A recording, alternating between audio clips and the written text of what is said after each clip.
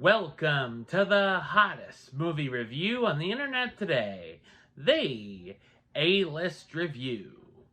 I am your host, the Game Changer, Wes Troop, and it's time to go back to the theater. And it's the latest film from Brandon Cronenberg, and all the Mia Goth stans are foaming at the mouth for this one. My review of the 2023 horror sci-fi film, Infinity Pool, coming up now.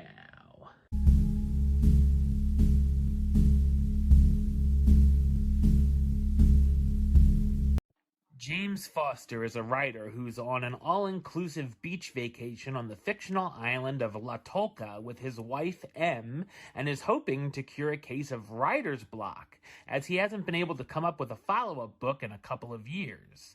They soon meet Gabby, a fan of James's work, and her wealthy husband Albin, who they hit it off with, and talk James and Em to go on a day trip outside of the resort with them. When a fatal accident occurs, James soon discovers the country has very strict and odd rules.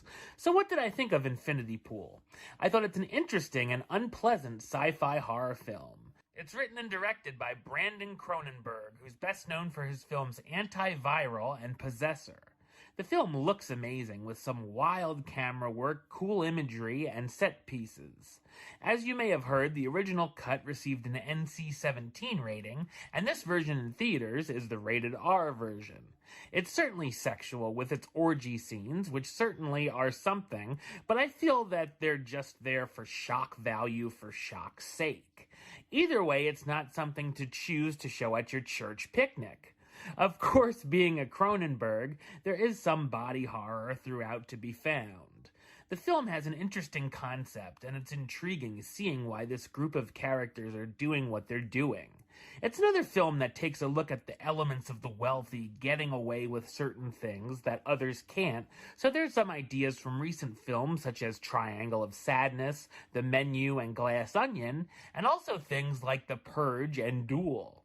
The story is rather unpredictable, though, and I really never knew what was going to happen next.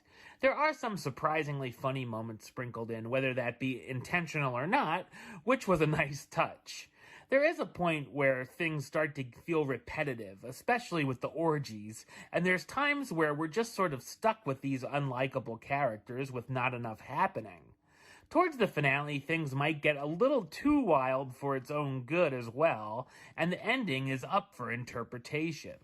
There's some crazy performances here, starring Alexander Skarsgård as James Foster, the author suffering from writer's block who discovers the dark secrets outside the resort he's vacationing in, Mia Goth as Gabby Bauer, the fellow tourist who's interested in seducing James, Cleopatra Coleman as Em Foster, James's wealthy wife, and Jaleel Lespert as Albin Bauer, Gabby's rich husband.